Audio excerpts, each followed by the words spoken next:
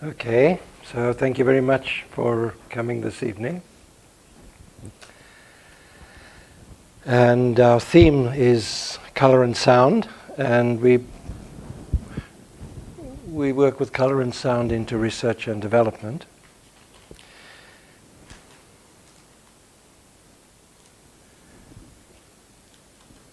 And we'll have a meditation to begin, just to get into our theme.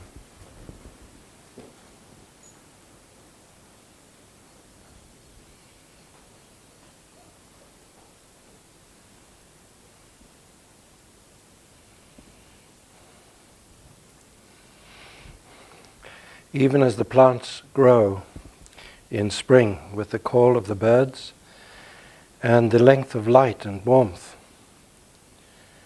so within the conscience and consciousness of mankind, ideas take root. And even as we look at our society, our culture, and all of its different aspects, each one carries a seed of tomorrow in some way.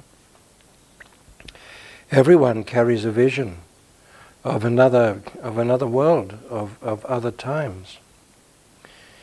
For in truth we live neither in the future nor the past. And whatever we call the living moment is all-inclusive.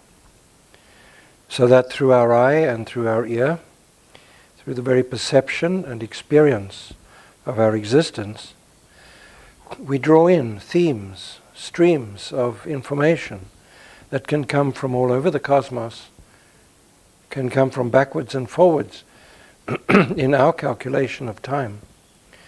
For it is all within the imagination of those who are receptive enough, and within the vision of those who are sometimes hungry enough to seek and to discover. Do we know that the colors of the spectrum work upon us in this way? We know that the color beyond what we can ordinarily register works even more intensely and more deeply into the subtlety of our own organic structure and into the quality also of our imagination and our intuition. Have we heard the sounds that call forth life, that have no audible register? Yet they are the signature of an invitation to the very dance of everything that makes up the structure of the universe. For we know that it is in the miniature, in the minute, that we see the very encyclopedia of everything, of the universe, even the very basic nature of life. And then when we look into the macrocosm and into space, it's never ending. There is no empty space. There is more to see beyond what we can directly see. And we listen to the stars, and we register them through their sound, through the waves that we can appreciate with our instruments. And there is no emptiness. But in the fullness of it all, there is the constant impulse that works upon itself, as we could say, through itself or throughout itself. And life as a whole is a continuous supply within the theme of the living moment. As we say, tomorrow and yesterday are not the measure of anything, but it is within the moment of its own experience that the receptivity to color and sound and the qualities that go beyond the ordinary and the everyday, but can be registered by the nature of our being, this makes the difference. This brings mankind to the point of conflict or to the resolution of centuries of misunderstanding. It can open a renaissance. It can free the prisoners. It can take the economics of the world and direct it in another way altogether.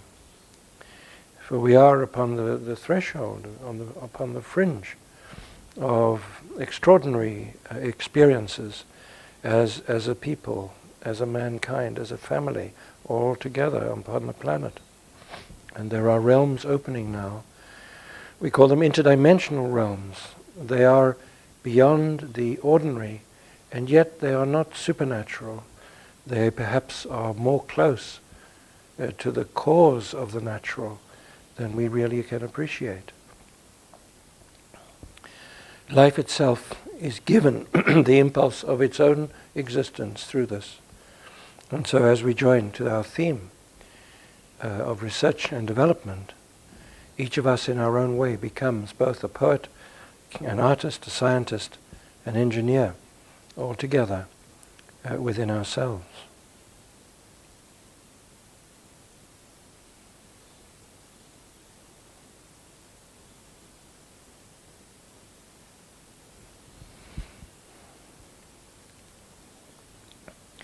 So, as we talk about our theme, I'd like everybody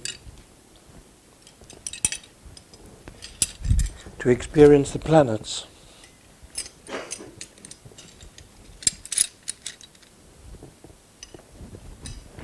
And just one, take them one at a time. And listen to them.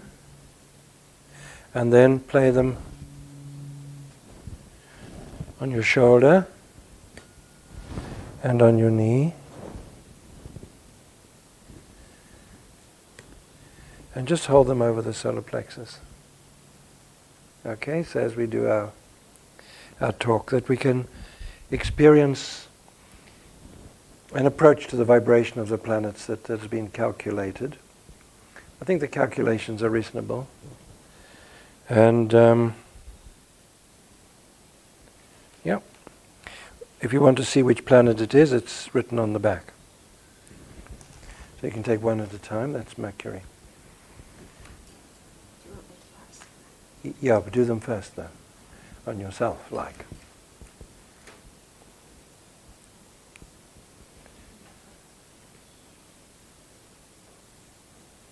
Yeah, that's good. You're setting a good example.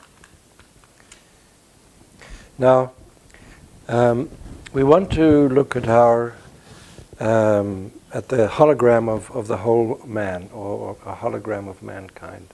A little ambitious, I think, but why not?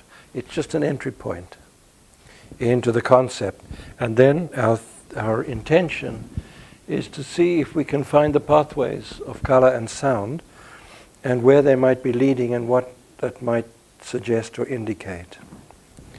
So we have we have the human being, and we have the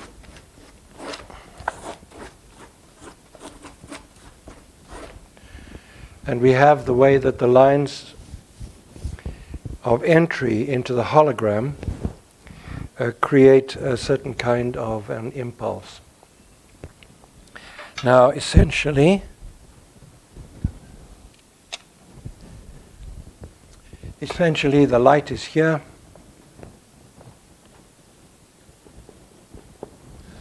and the sound is here. And we want to see where it brings us and what it might suggest or mean. Now, if we take the light first, and we're looking at light and sound into research, and here immediately we see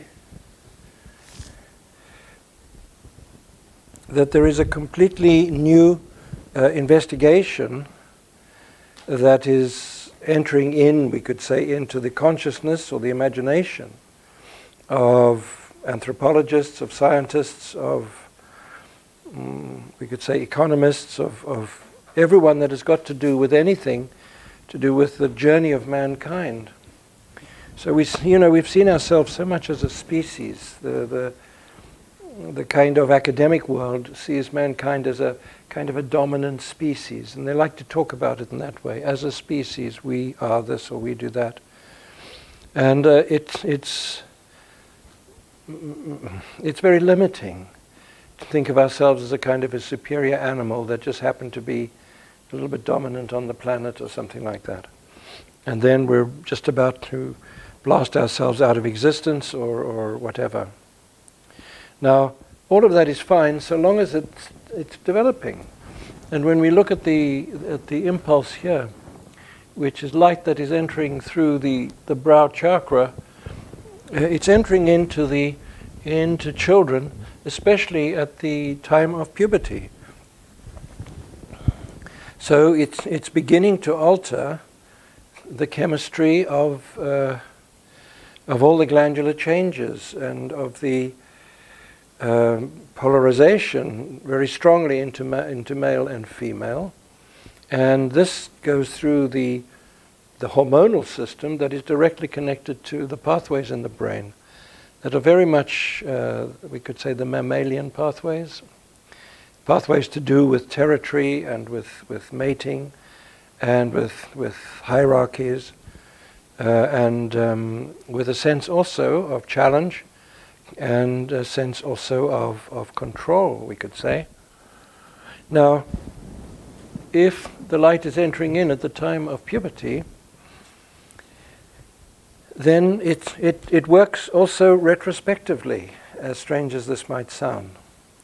It's working directly into the children as they enter this stage, certainly, but it is also entering into the, what do we call it, innate puberty or incomplete adolescence, perhaps, of everyone else, because we never quite go through our adolescence completely, and the appreciation of gender, sexuality, and creativity. As much as we know, we could say there is much more that we don't really know very well. We're very strange with our mating habits and our rules and regulations if we look around the planet. And there's a great deal of we could say ignorant mystery rather than intelligent mystery around families, communities, sexuality, and virtually everything to do with the way that life generates and provides the pathway for its own continuity. So when we see that the light is coming in, we say that this is a quality of color that has not yet been really appreciated before. Now, are we able to say that with the idea of global warming, there is a shift in our atmosphere, and that with a shift in our atmosphere there is also, this will keep you busy.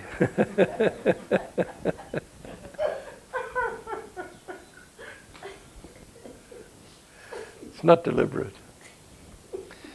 And with a shift in our atmosphere, there is a shifting also of the refraction of light, of the way that light is, through the spectrum of its own expression, filtered in or filtered out. We would say that quite a lot of light is filtered out, or that in these times, with the shifting of the atmosphere, there are frequencies of light that are filtering in. And we have this impression that this works very specifically on the generative and polarizing aspects of the developing human being, but perhaps also on all of nature, all of animals. And if we appreciate this, we might also realize that the light that enters in may also have something to do with the releasing of certain life forms from the planet. We have a way of looking at our abuse of nature as if it is destroying life, which I think is absolutely correct. Parallel to that, there is the possibility that there are certain species which no longer need to continue on the earth, and they can be drawn into other spheres or other systems, and they can go further within their own evolution. There are no accidents, or the mismanagement of man's management of nature is not altogether outside of the actual evolutionary guidance system. And so when we look at the way that light enters in, it begins to change the nature of our relationship to the planet, literally, practically, and thoroughly. Now, what does this mean? Because if we look at Canada, for example, I think it's even larger than the United States, but most of it is tundra. Most of it is actually not that easy to inhabit, not so good to live in. But if the world is going to, if the climate is going to alter a little bit, does this mean that the climate is going to alter because we are destroying it? Or could it mean that we will develop a way of managing the weather? And if we develop a way of managing the weather, does this mean that we can also neutralize hurricanes, and we can also predict a little bit better earthquakes, and that all the extremes in the weather can become a little bit more moderated, and that the extremes of drought, and because we also realize that one of the greatest commodities is water. And even in the latest James Bond movie, the commodity that these dark forces are seeking to control in one of the South American countries is the water. So they can become completely able to manipulate the price and so on. Now, it's interesting that theme was chosen as a kind of a world project by the dark forces. And if we appreciate then that the sense of these higher frequencies of light that are entering the world, that are being refracted through the atmosphere of the Earth, but are also being filtered in through the change in the nature of solar space. Solar space is space that is inhabited in a way. It's filled with solar radiation, solar magnetic radiation, solar tides, solar winds. And we know quite a lot about this already, but we don't always know its capacity for both magnifying or even filtering in or filtering out or altering the frequencies of light. It carries sunlight, of course, but it also then takes in. It can absorb starlight, specific frequencies of starlight. So this it's very interesting to begin to appreciate that the very atmosphere of our planet is changing. The actual what the air carries. Now, of course, we need enough oxygen, but not too much, and we need enough everything, but not too much. Just a nice balance. But what we appreciate is that all the different elements in themselves have their activity, but they also carry energies and frequencies. Even more, we could say, the more subtle the light, the more information the elements carry. And so we find we're on a planet that is being repopulated. I mean, that's a very silly thing to say, considering the amount of people that there are, and they're growing and all of that. But the measurement of repopulation is within the level of consciousness rather than the number of bodies on the planet. To be repopulated means that the soul can enter more deeply or more fully into the pathways of its vehicle, which the body is the vehicle of the soul.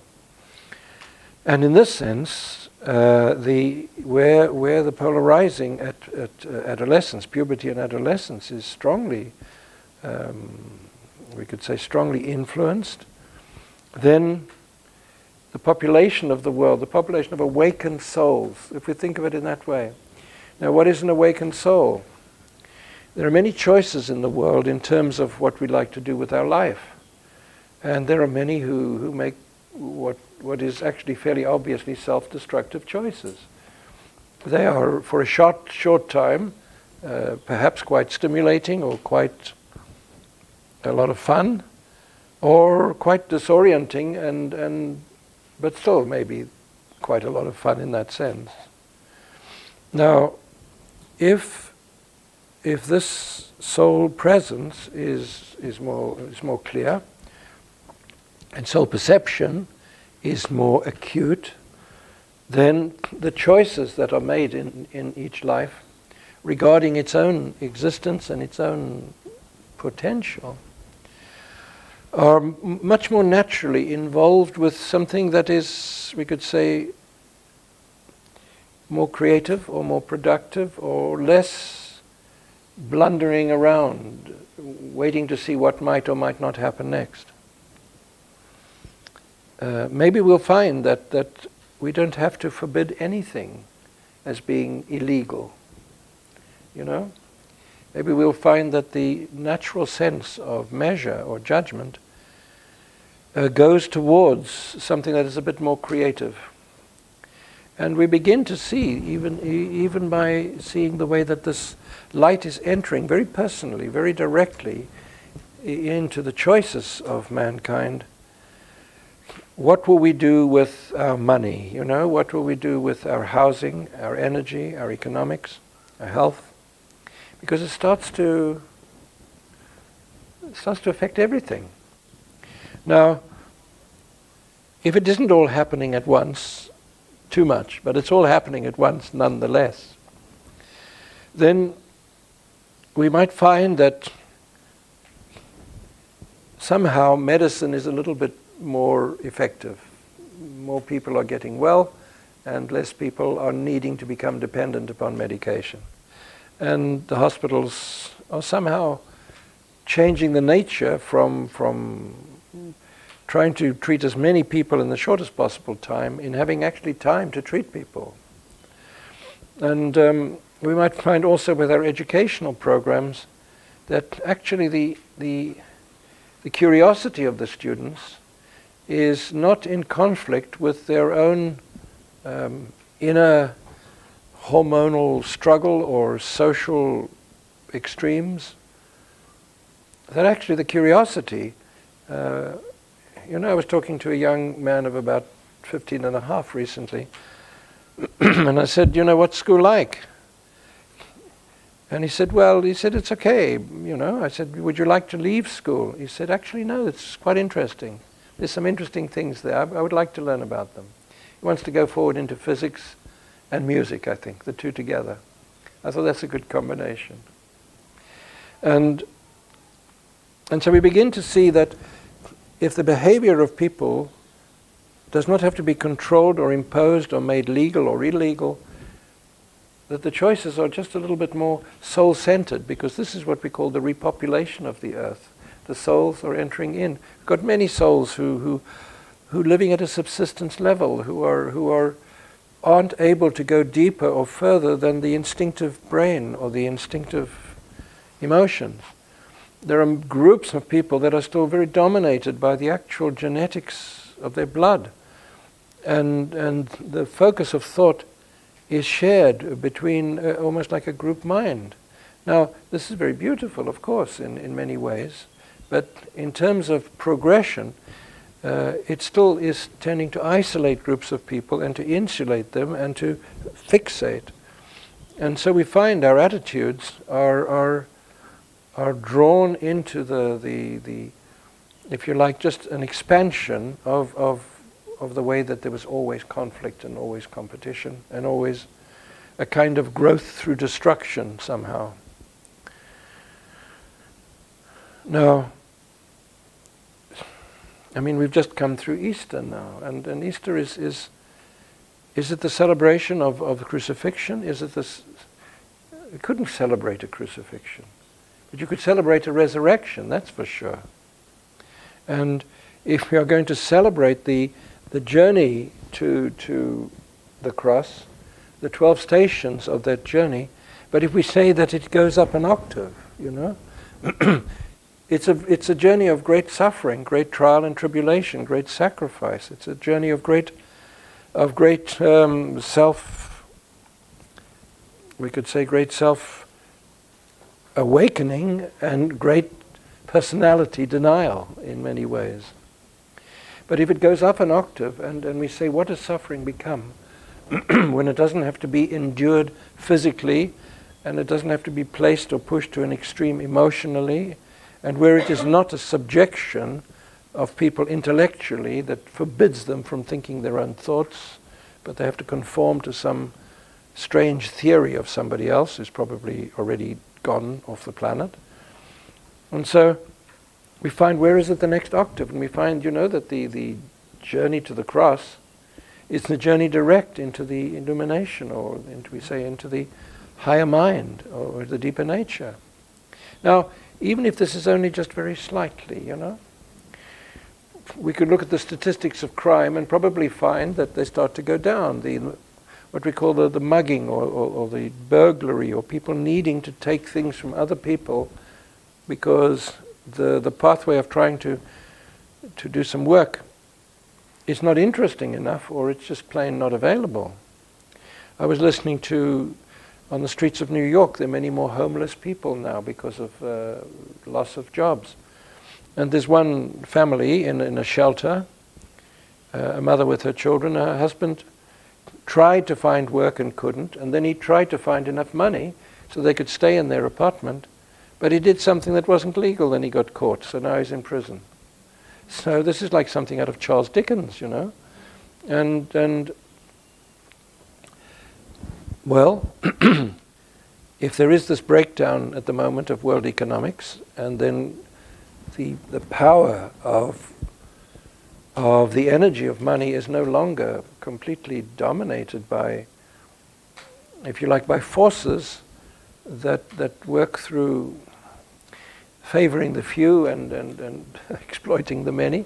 If this is much less possible as time goes on, then what will we be?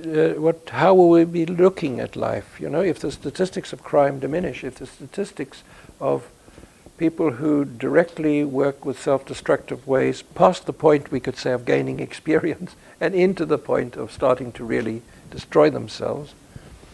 So how will we find the world? So we begin to see with research and development, even with light changing and if you say different aspects of color, information comes in a way that everything that is going wrong with the world has got another side to it. Not to deny the research and the information, but to say that there is more to it than that. That global warming and climate change and the loss of many different life forms and all of that, absolutely.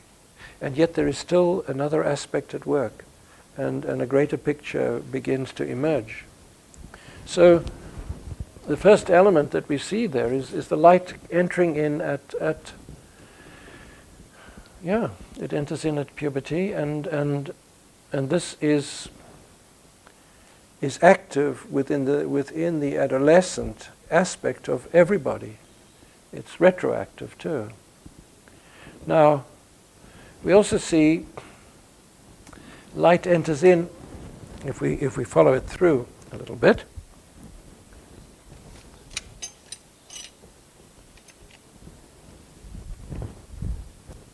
So we have worked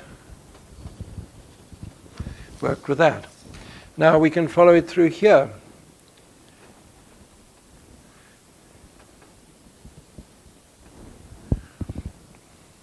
And here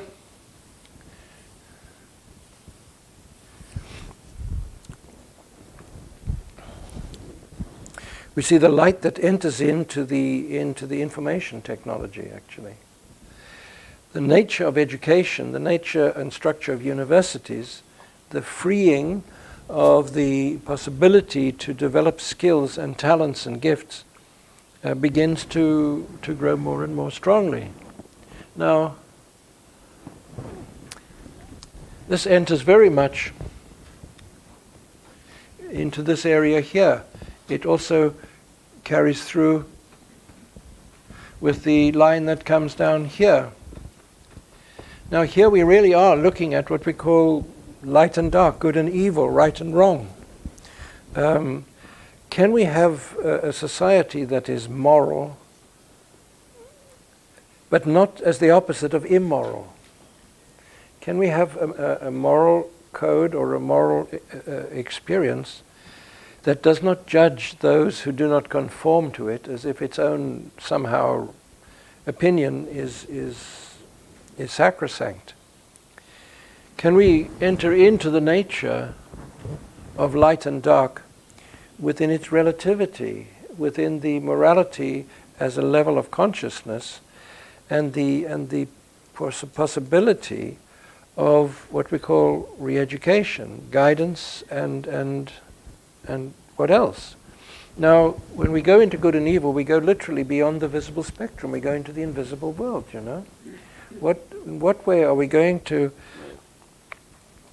appreciate that the world just beyond our spectrum is very busy, inhabited by a whole lot of people? They don't necessarily all look like us. They have energetic forms, but they all have activities. Some are very beautiful, and some are enlightened and wonderful. But there are many that are just the same as our viruses and bacteria and all of that. And everything in balance, out of balance, everything then begins to exaggerate. Now, what we realize here is that thoughts are things, that what we think we attract, what we do to ourselves. We realize also that as we enter into a certain stream of thought, there is not just sort of me looking at this and thinking and feeling that. I enter into world thought in some way. I enter more specifically and directly into those areas of world thought that are the most resonant and the most, we say, comparable to what's happening inside me. Now, those who cannot make up their own minds or choices reasonably well are always influenced by something or someone else. Who are these somethings and someone else's? And what does it really mean? There are many, many forces at work which are essentially good, but out of management are absolutely disastrous. And we found in Australia this year, and also in California, and perhaps in other areas too, when the summer gets very, very hot, and then everything catches fire. And there's very little we can do. Now, fire, of course, is essential to life. But out of its management, it is like a theme that enters into a single race of people who then hate another group, and out of that comes the same kind of idea. An impulse sweeps in, and people blow each other up, to blow themselves and as many other people up as they possibly can in the name of some divine representative. And so when we see the research literally into good and evil, light and dark, we find the research going into the motivational factors, the forces that are there within the invisible world. Now, what are we going to find? Is it going to scare us to pieces? Is it going to enlighten us? Because these are beings that function energetically, and they're also beings that work upon the wavelength of our own desire nature and our own motivational impulses. What comes out of this is two things, and I think it's the future work of the Christ on earth. It's the idea of the individual who becomes responsible within themselves, but the community that collectively becomes interested in supporting those who cannot quite be responsible enough for themselves. Not necessarily by locking them up, but by actually entering into an appreciation of where they have lost their way, So I would say that the research here is very much into the nature of those areas, we could say, of psychiatric illness, drug dependency, alcohol dependency, compulsive behavior and choices, all of these things. It enters in very much to the area where our life, which has probably a very beautiful potential, is suddenly caught in the grip of some choices, behaviors, which actually become a full-time occupation, and they destroy our life, but they manage to mess up everybody else around us quite thoroughly, quite often.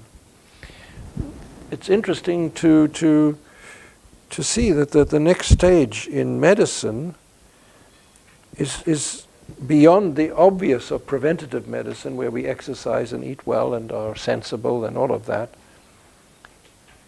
And also that we go look into genetics and we see, yes, what are the tendencies, but we go beyond that. And then we see that there are what are there? There are attitudes, personality aspects that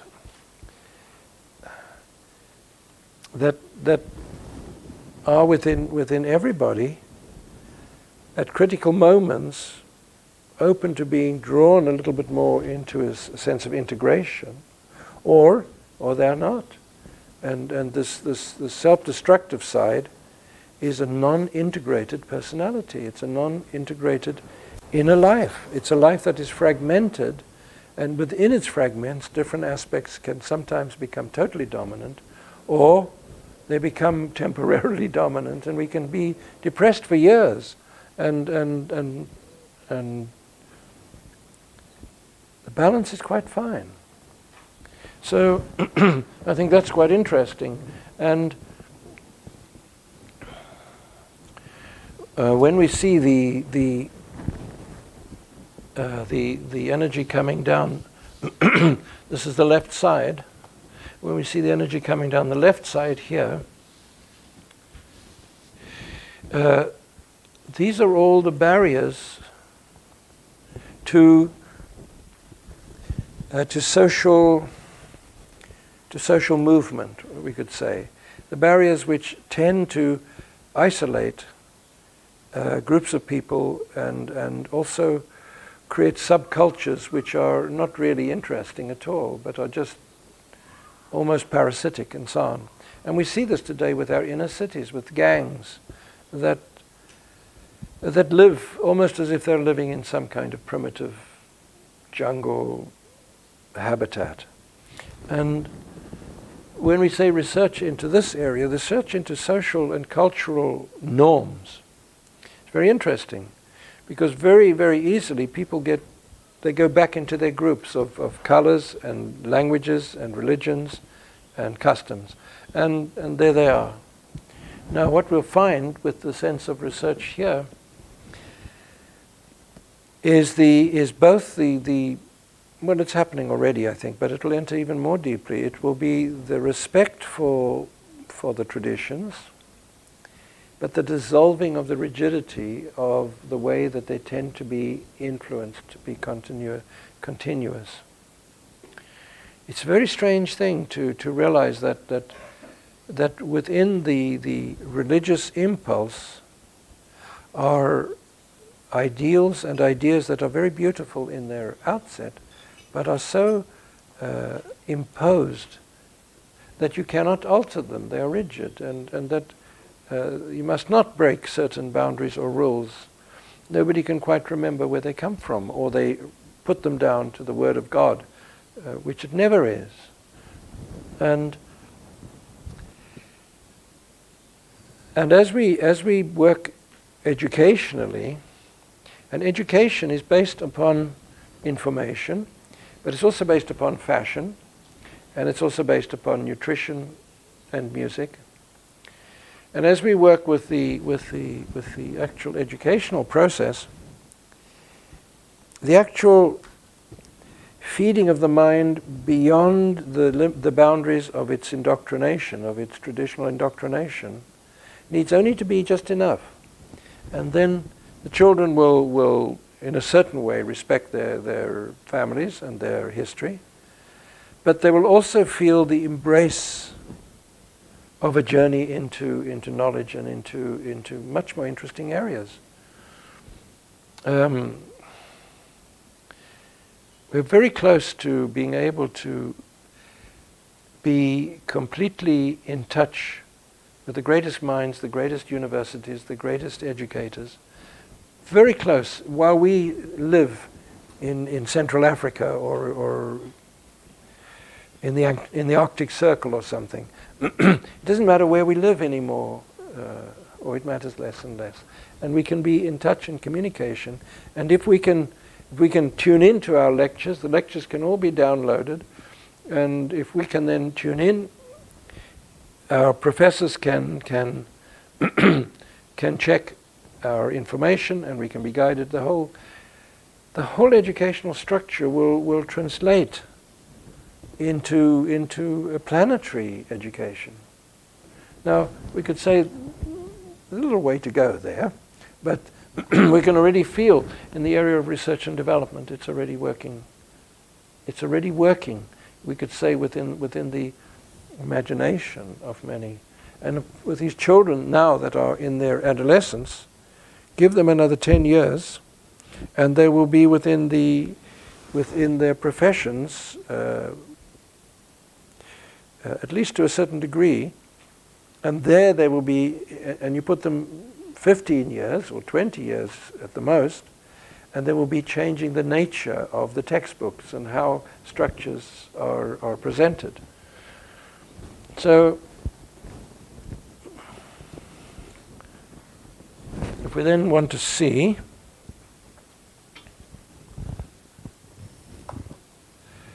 now,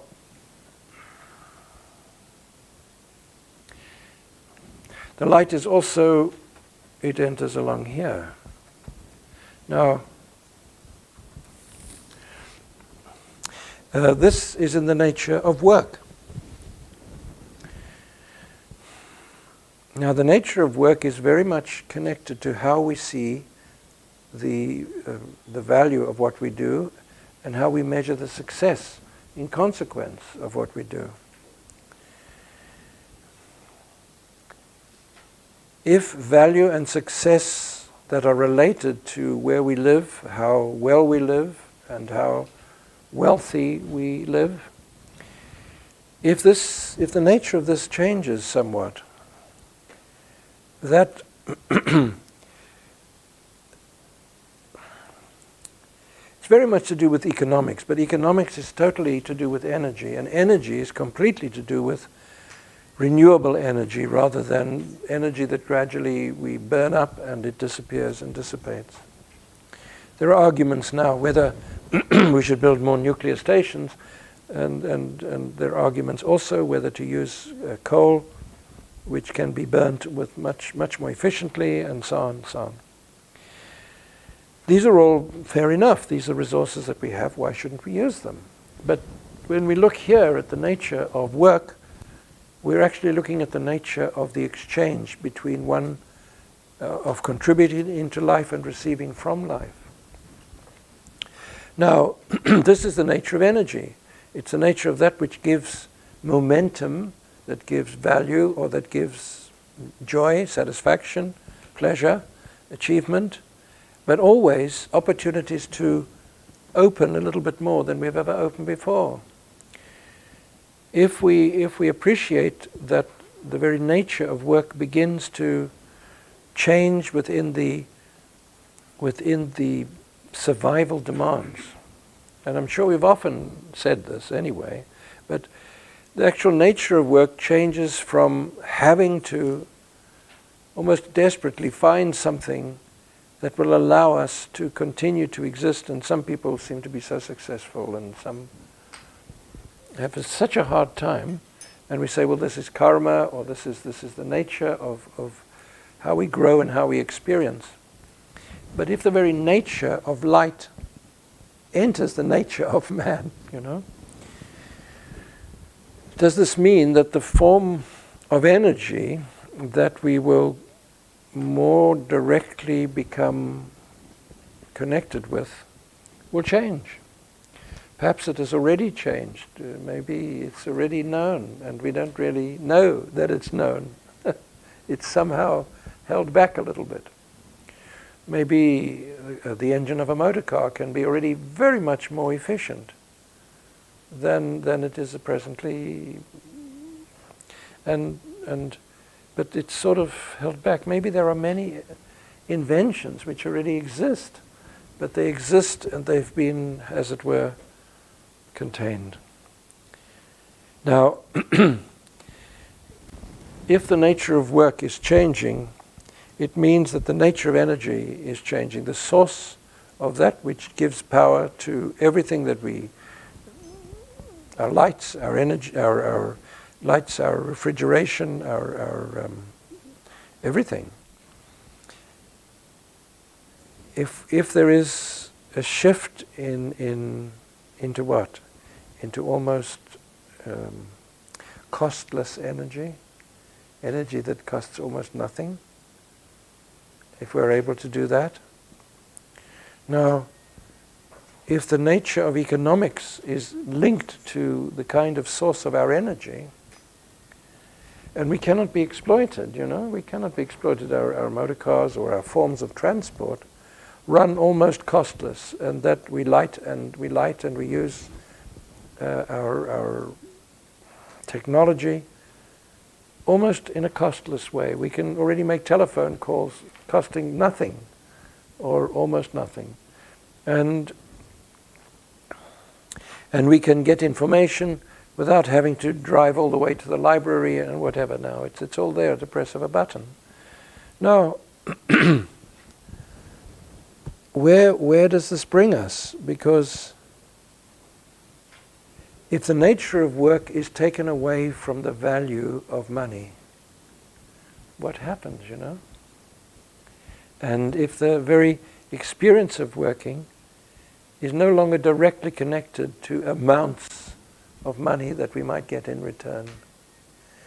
They're asking for questions on the BBC now, and to see what questions might be chosen that then will be looked at by a panel of experts. And they say there should be a minimum wage. Now they say one of the questions should there be a maximum wage? Should the amount of money we could earn be capped? And I could immediately hear lots of mumbles from some very nice clubs and pubs. Well, the genius of man would be suppressed if this was the case. And and in a certain sense, I would agree with them. But when we go beyond that kind of sense, where do we find ourselves? So we find that the value of work is separated from the value of money, and the value of money is changed in its nature so that there is enough for virtually everybody, and maybe there are opportunities to get even more, but in itself it has no great value to accumulate a lot. To say who is the richest man in the world today, it's interesting. Among the Forbes lists of the 10 richest people in the world, one of them is a drug baron in Mexico, so I heard on the World Service. How do they calculate that, and why should they include such a person? Unless it is, in its illegitimacy, a legitimate trading, He's doing something that is against the law in every country so successfully that he's one of the 10 wealthiest people in the world. He should be recognized. So we are heading towards a point where work is valued in a different way, and money is not associated into the need to accumulate it, that more gives somehow power. Now that's interesting, I think, and and if we then take this a little bit, this is where the light and sound begin to meet, because when we begin to look at the sound, now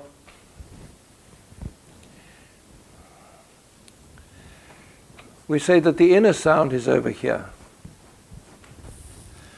And the inner sound is what we call the still small voice, or the voice of God, on a good day perhaps. But certainly it's the voice, it's the inner voice. It's the voice that seems to whisper to us and say when it's time and when it isn't, or what would be best and what is not.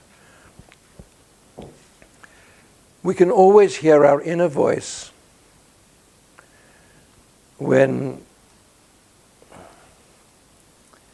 the chips are down, when there's no alternative in a way.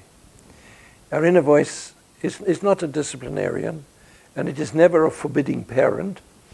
Our inner voice is often a sort of a push to live a little dangerously, I think. It's not to do with conservation in a limited sense. It's to do with the employment of the gifts and talents and opportunities of an individual.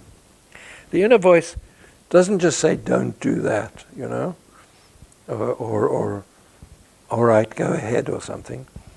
It is often a state almost of a flavor, of a smell, of an attraction into an area which we think, oh my gosh, can I really do that? Am I really capable of that? Is it going to finish me off?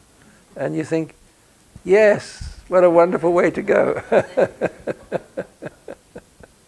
And it does finish a part of me off, but it opens another part of me that has never been opened. So there's something in this sound, we could say, of this inner voice. Now, where does this inner voice come from? I mean, is it other people whispering to us saying, psst? Is it other determined in a way? Is it from our higher self? Because that's a beautiful concept, but it's very poorly defined. Is, by the very nature of existence, our identity a very vocal experience of a certain quality? Our identity speaks for itself, if we use those words for fun. That literally there is an inner navigator and an inner pilot, There is a way in which life works upon the theme of its own potential. And we could say that every situation shows by the very nature of its origin, and then by the stages through which it emerges, the possibility of its own future. Prediction is an art, not so much a science. But it's the art of experiencing the flow, the creative flow. And as true as an individual can be to their inner direction, so they are predictable, but not containable. So prediction does not give us the end product by any means. It gives us a reasonably accurate description of what is in process and who can be trusted, as it were, and who is reliable, and things like that. Now, this is not a judgment of anyone. It's who is ready and who is not, and who would be more suitable and who is not. And that's quite interesting. Now, the still small voice is also including, in a strange way, the unfulfilled dreams, hopes and prayers of those that have gone before us. We're filled with them. The world is filled with the unfulfilled prayers. And the world is filled also with the great philosophies that are thousands of years old in their original expression, and they're just as relevant as today as they ever might have been, in their own time. Now, it is as if we carry these great philosophers within us. Now, can that be true? That we, because maybe we haven't listened to all of Aristotle, and we don't know the dialogues of Plato very well, and we are not appreciating the tremendous philosophy of the ancient rishis of India. And the great philosophers of China are we've read a few things sometime, but who are they and everything. There is within the atmosphere of what we can call the collective thought of mankind, I don't know if that's a good description, everything that is brought in, that is expressed, that is of a certain merit, has a very slow decay. We say that nuclear fuel, once it is spent, just creates an environmental hazard. It's the biggest reason not to use it. And the people who say, well, we should use it because by the time that this power station is out of action, we will have found a much better way of dealing with the wastes of nuclear fuel. Maybe. But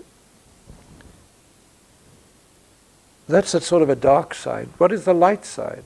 The light side is that the great philosophers and the great philosophies and the great ideas do gradually disappear out of the consciousness of man, unless they are kept alive. But they decay, their rate of decay is very slow. Even slower than nuclear. They last for tens of thousands of years. The wisdom of ancient Atlantis or Lemuria is still in the atmosphere somewhere, even though we don't know what on earth we're talking about when we mention those names, or we don't know the source of this information. You know, behind the pyramids is what is it? The map of the stars of Sirius. And what is the star that guides through these great moments and festivals? Is that the North Star, the Polar Star, and so on. So there's great science, great wisdom. It is never ever lost. Now, when it is remembered, it is never remembered as an English language exercise.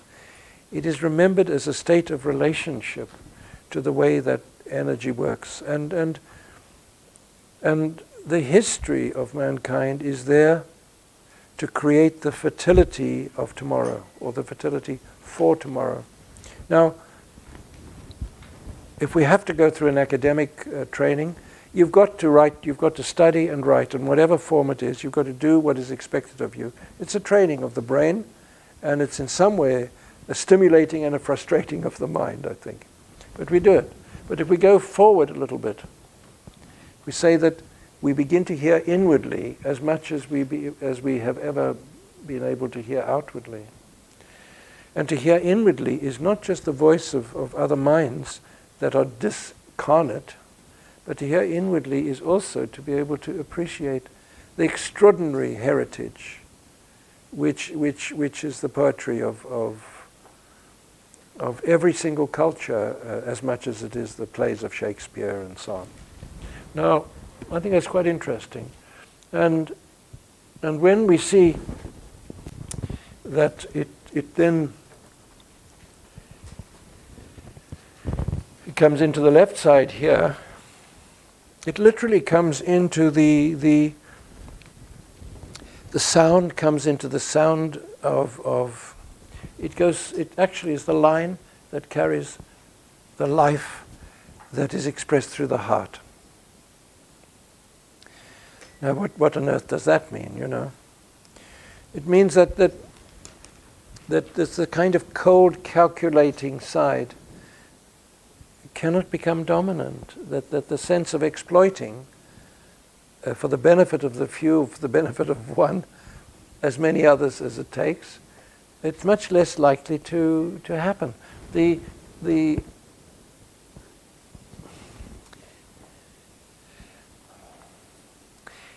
could say the intelligence of the heart. We talk of the intelligent heart.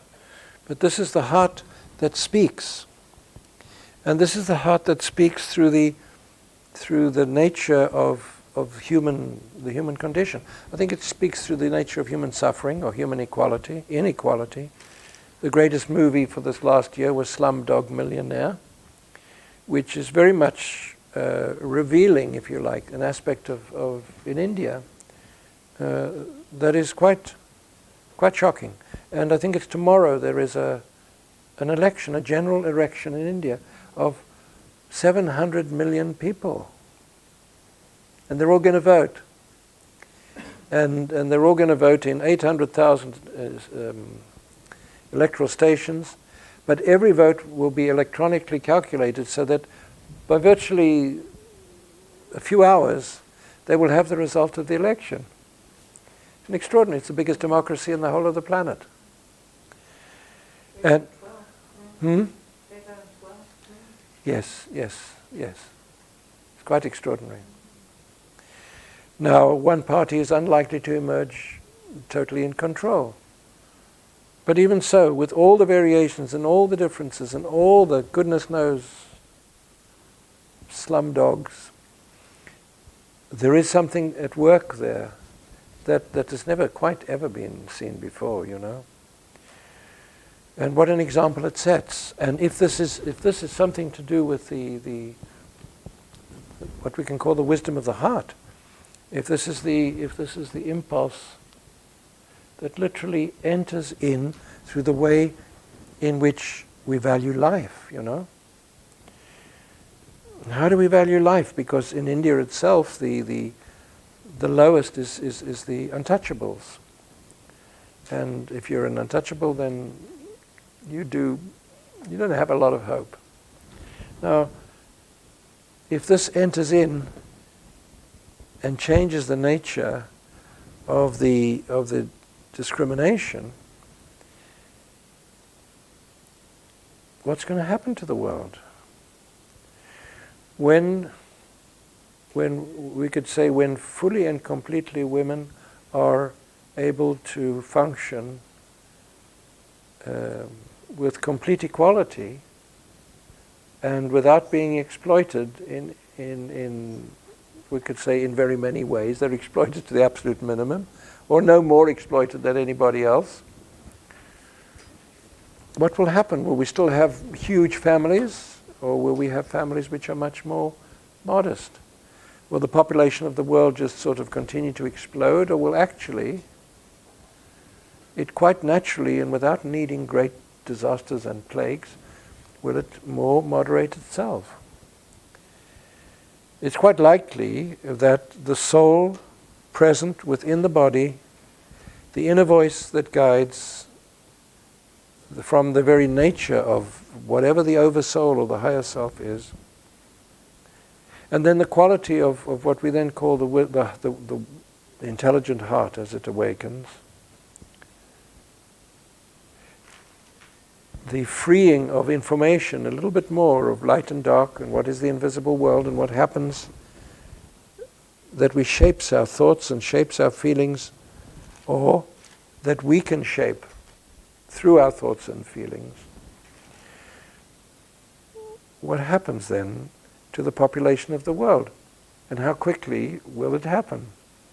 So we could say within perhaps 2 or 3 generations, the population could quite spontaneously and naturally diminish from 6 or 7 or 8 billion, perhaps by 25%.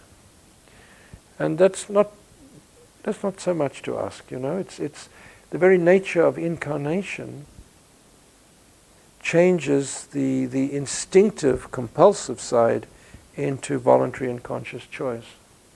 And nobody has to be indoctrinated or forbidden or something. And nobody has to become sick so that millions are wiped away because of some horrible illness. Now, if we follow this through a little bit more,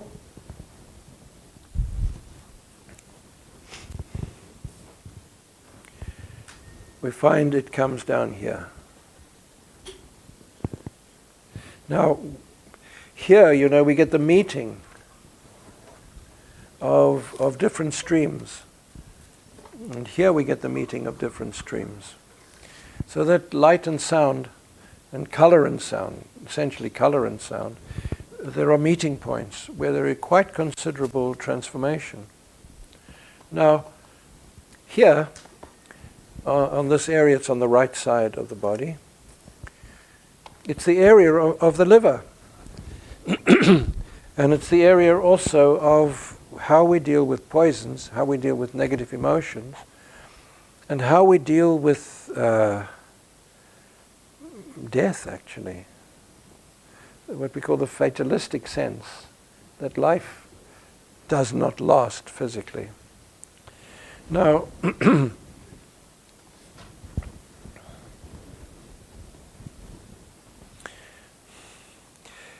it's not very good reading about what has happened in Guantanamo Bay, you know. Because it seems as if in order to get the truth out of different people forms of torture have been used which are very unlikely to get very helpful information out of people. Maybe somebody takes a great pleasure in doing it, and maybe it's a sense almost of sending a signal to other people.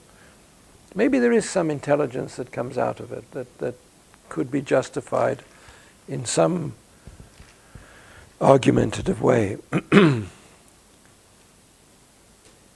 But what happens when we decide it's not really a helpful way to take people and to push them to extremes? It's not really helpful to work with the vengeful, revengeful approach. You know, what will take its place? Now, if we are working with the regeneration of the body, which in my opinion, this, as color and sound come into the area, literally of the liver and what it means through its different levels, not just as an organ,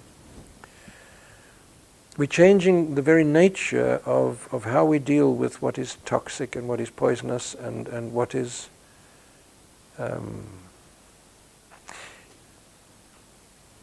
and where we set the limits of what we can believe or are allowed to believe, and where we set also the limits of on anything, actually.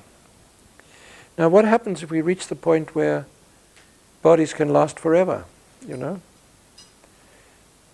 What happens if we reach a point where people don't actually die, but there is a point which they might evaporate? There is a point in which they might reach such a subtle frequency, or they reach a point where they literally go beyond the need for a physical body. I mean, it seems a bit exaggerated, actually, to say such things, doesn't it?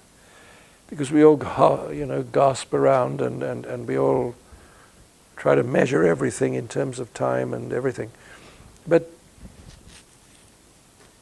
what happens if actually the body can remain very vital and healthy, and the soul decides when it will go? Literally.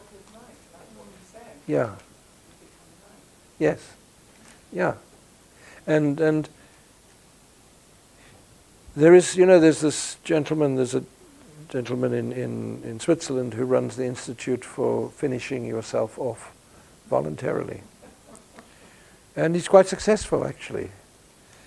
And he said that the right to take your own life when you choose is an innate right.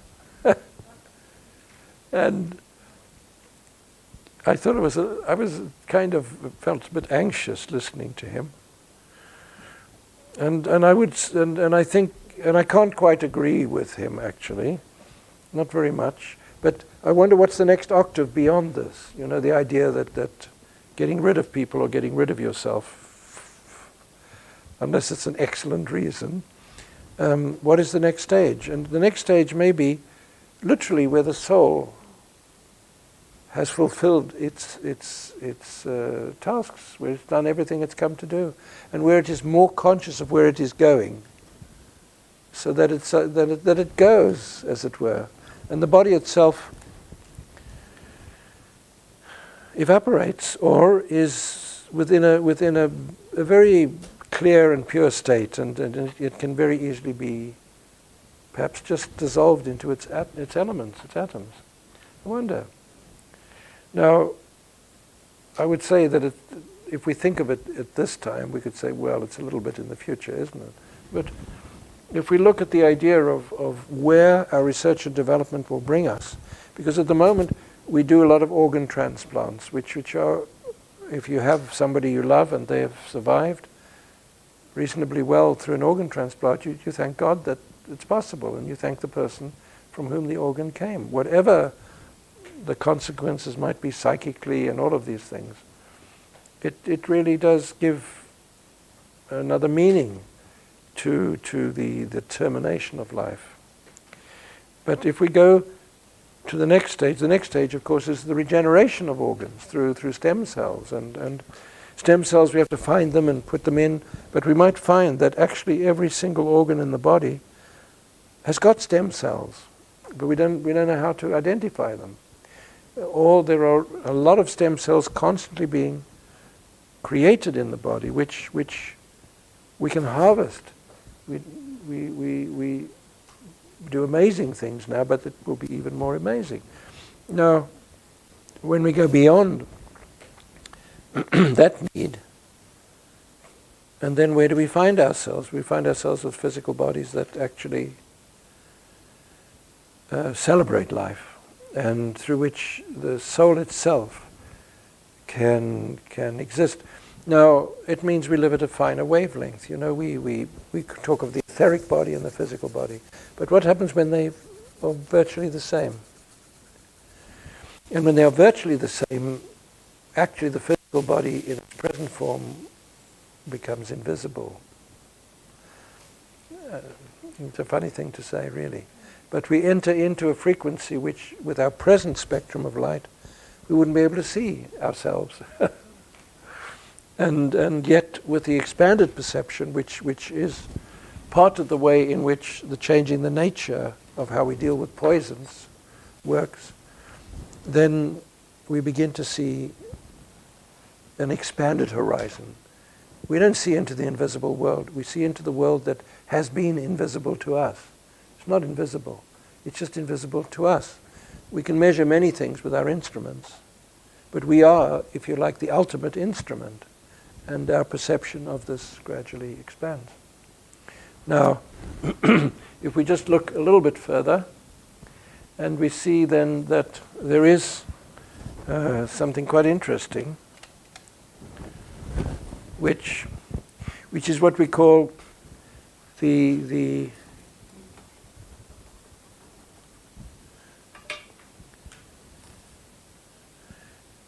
mystery of life. Because the research and development will bring us into all these different areas that we have talked about quite naturally. I think we can already identify some foundation work there.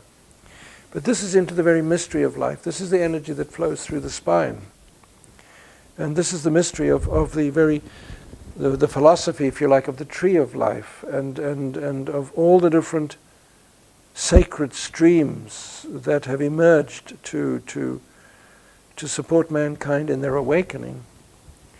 The key of it, the anchor of it, is through the spine, and through the spine, and as it goes into the crown. Now, I would say this is not a direct research project, nor even a direct development project, although our spiritual paths and exercises tend to quite often focus on that. I would say that this is the natural outcome of doing everything else. That the awakening of the energy as it flows through the spine, and the flowering of the thousand-petaled lotus works spontaneously, even as we begin to take up these different areas of perception and change. And I think that's what's interesting, is that the spiritual path is a natural awakening, and it does not have to necessarily be, it can be, but does not have to be, a direction which we have to somehow focus on to the exclusion of everything else, virtually. We get on with life, and spirit arises and awakens within us.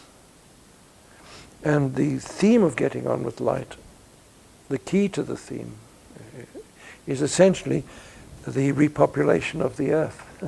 The soul that can enter more fully and deeply into the pathways through which consciousness can be reliably and consistently expressed, and within which it can embrace the opportunities, the information, the impulses, where yesterday is an extraordinary resource, tomorrow is absolutely waiting to inspire us. And here we are. Now, as the mystery of life, as the spiritual awakening happens, all of these other things in their fulfillment dissolve. And we find ourselves within a level of existence that frees us from the need to enter into forgetfulness, or into the way in which the very purpose of our existence becomes something so concealed that we gather a few fragments here and there as we go through our life, that changes. From our point of view here, the journey is everything. The way in which we discover it, and the way in which we share on the path of discovery, and the way in which each of us with our own originality finds the reward within working for the joy of working, and the basics of life are supplied as they are meant to be, without needing to become overexhausted and overextended and all of that stuff. So here we are. Color and sound into research and development, and we find ourselves within the new human being, actually, as they are awakening. And there are quite a few teachers today that talk of the awakening of the new human being. They mention it in different ways, but I think they are all linking into the same theme. In our background, we work more and more with interdimensional living and working, interdimensional consciousness, which is the new human being as it awakens through our own particular area of activity. And when we appreciate that every single individual in the world becomes part of a world democracy, if you like, that everyone is valued, every single one is valued, and that the nature of energy and the nature of economy and all of these things, the nature of work, they are in transition. They are not in repetition, they're in transition. Now, our lifetime should witness this, at least as an impulse, and to appreciate some of these indicators. Our lifetime should appreciate this, and if we can, then we have no need to return until it is upon the crest of a wave, rather than having always to return and enter into the areas of extreme and man's inhumanity and having to hold the light and all of these things. I think that has always been our task, is to enter in at the points where the light can be held. We don't have to be here to celebrate, but to hold it so much that then it can become a celebration. I think that's always been our task on the path of that we say is the path of service. But now if we can begin to feel the impulses and within our own lives appreciate them sufficiently, without waiting for some authority to tell us anything, then when will we need to come back here? We can choose, if ever, and there are many more interesting places to go on to, where we can celebrate the we could say the genius of being star people and spiritual beings and interdimensional travelers and much more. So we can just have a little meditation to bring our ideas together.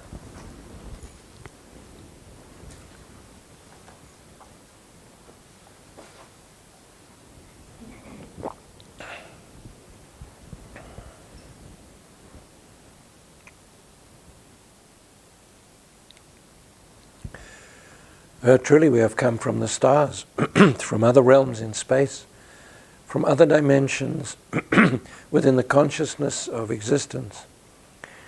And we are part of the experience of the investment of light and of sound and of color into the many humanities that are spread across the vast, measureless expanses of space. We are part of all of this, that we are on a tiny planet. It embodies everything, that we have physical bodies. It is an expression within its minuteness of the very principles out of which everything else is managed and governed and guided.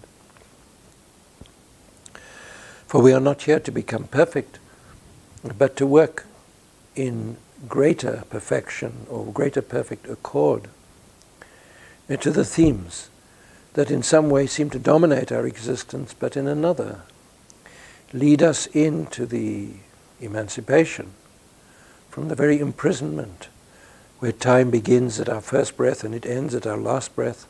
But we measure the history of everything between the first and last breath. But were we there before? And could we remember if we will be there after?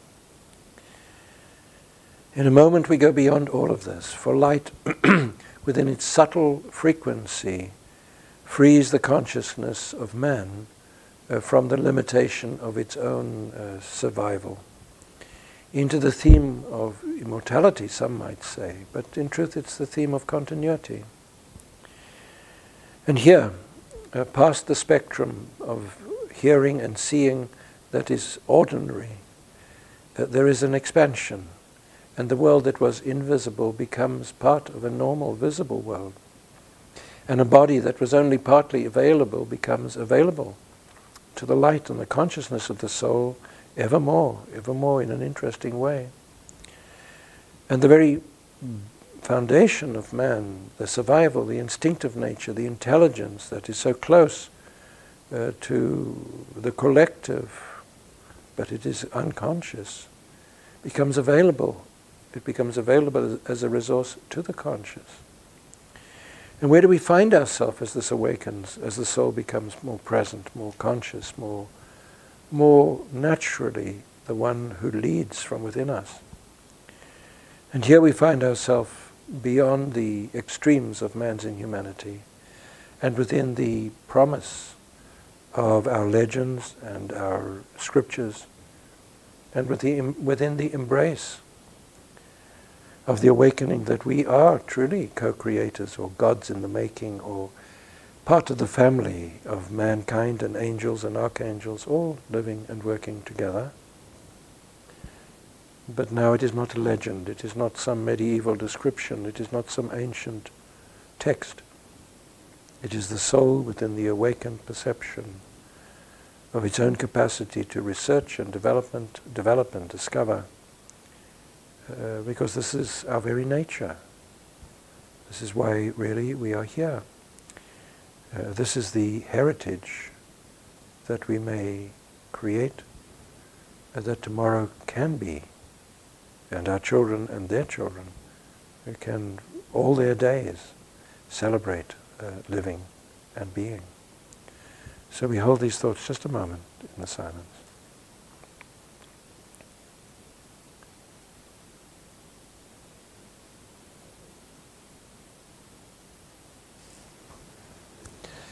So, thank you very much for your patience and everything.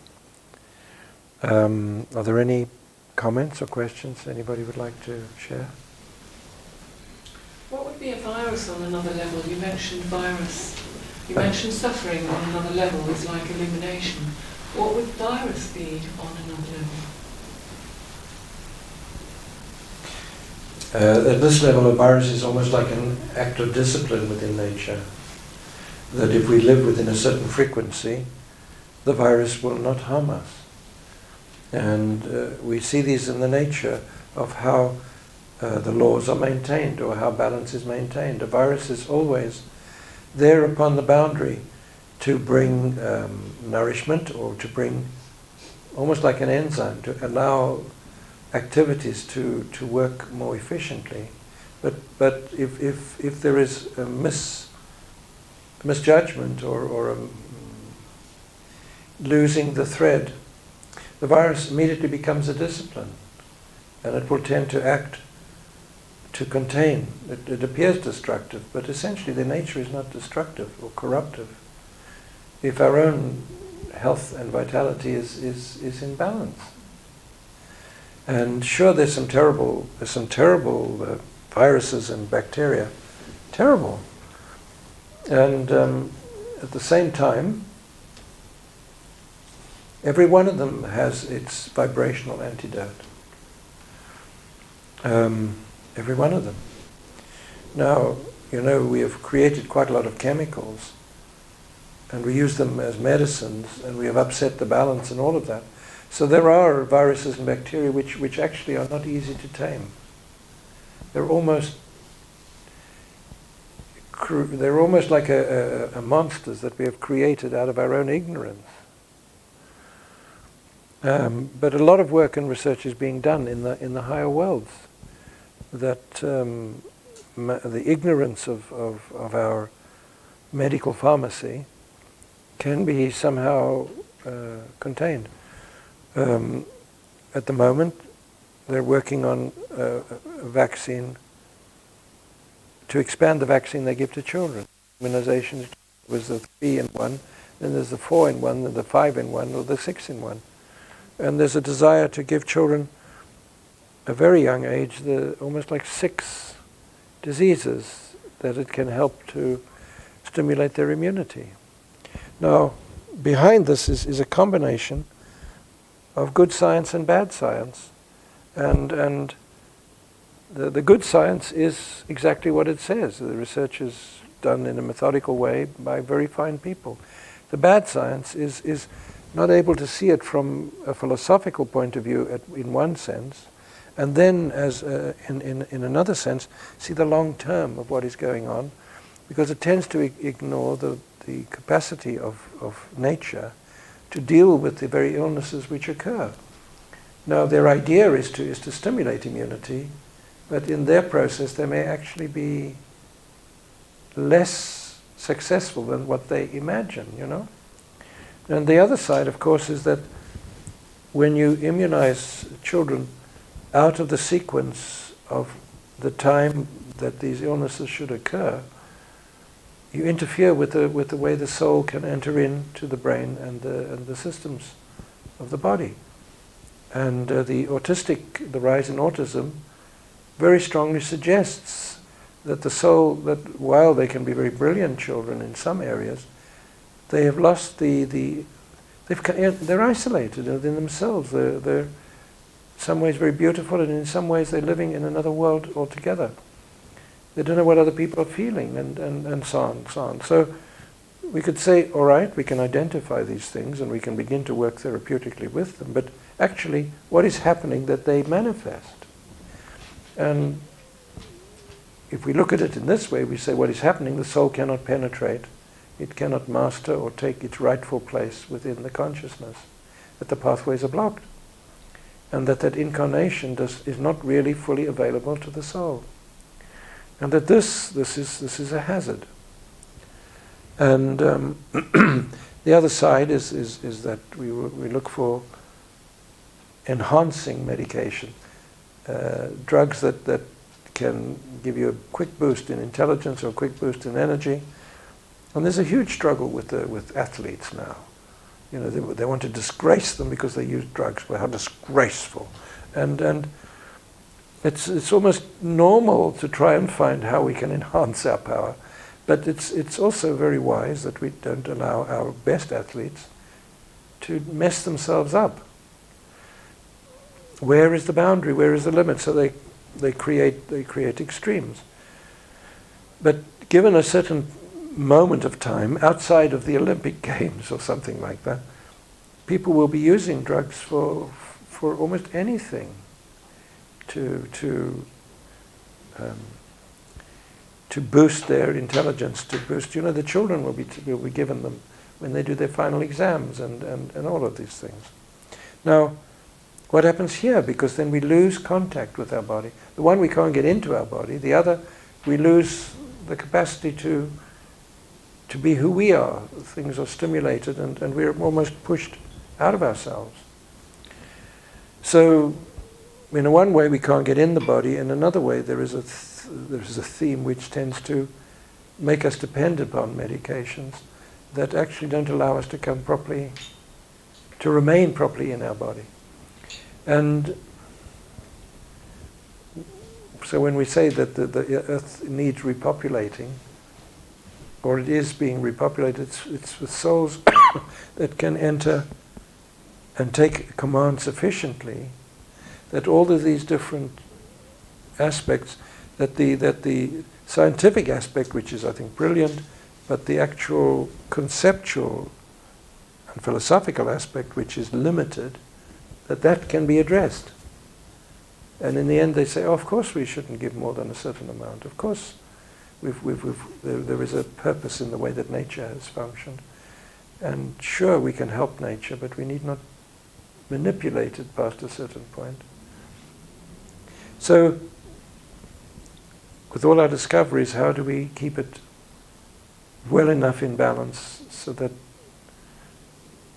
we don't actually become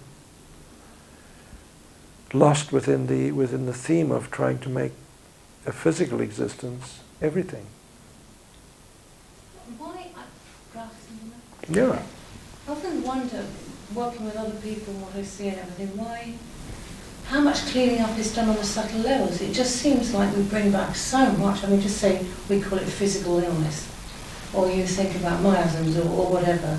That seems to be just downloaded, it's kind of programmed right back in again. It's like, goodness, this just seems to be, I can go along with everything you're saying. That all feels very exciting and right, but it makes me think, I know it's changing now, but why is it that it's like we've been downloaded with so much junk each time we come back, apart from what might be our pathway that's about learning or...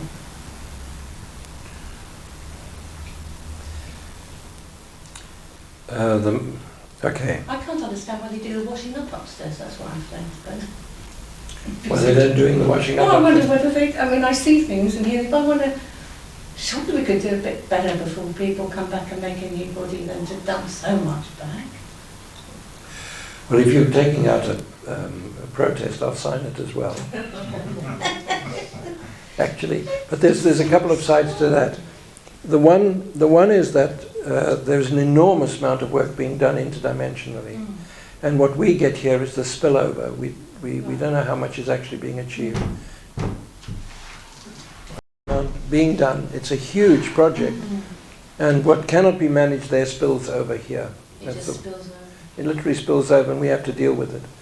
And it comes out into the material world, or it comes through the psychic nature and into the material world.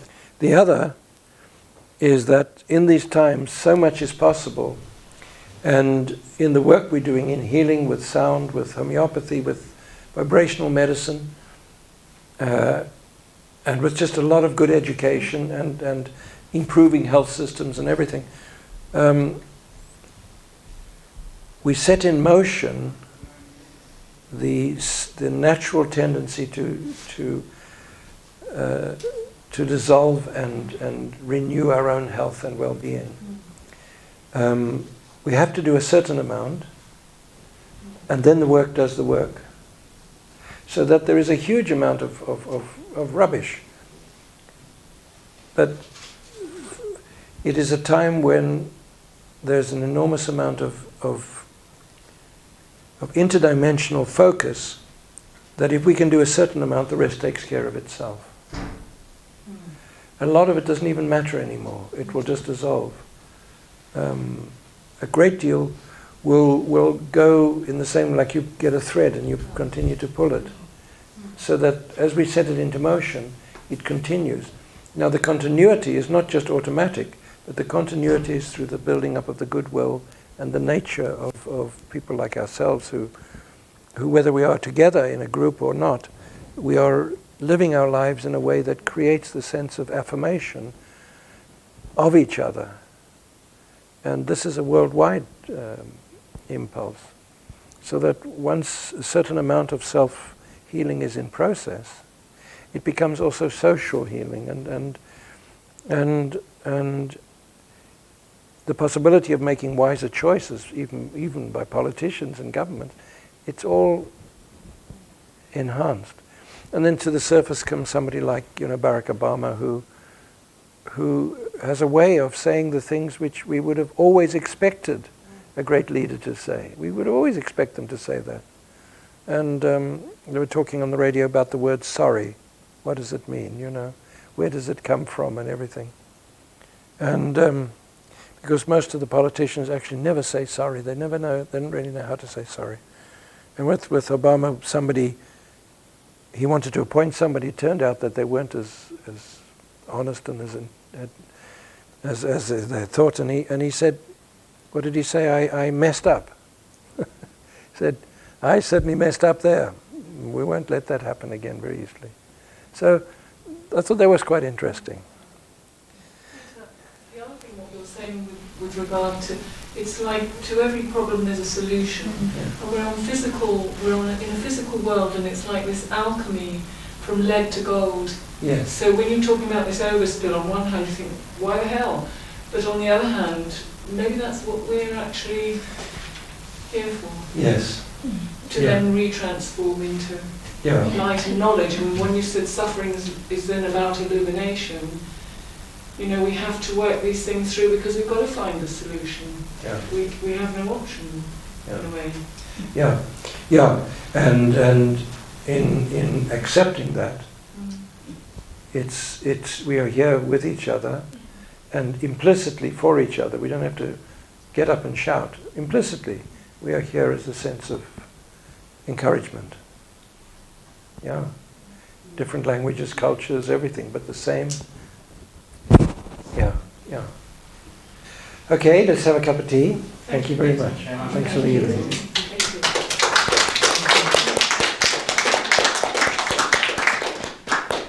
Thank you for your brilliance too.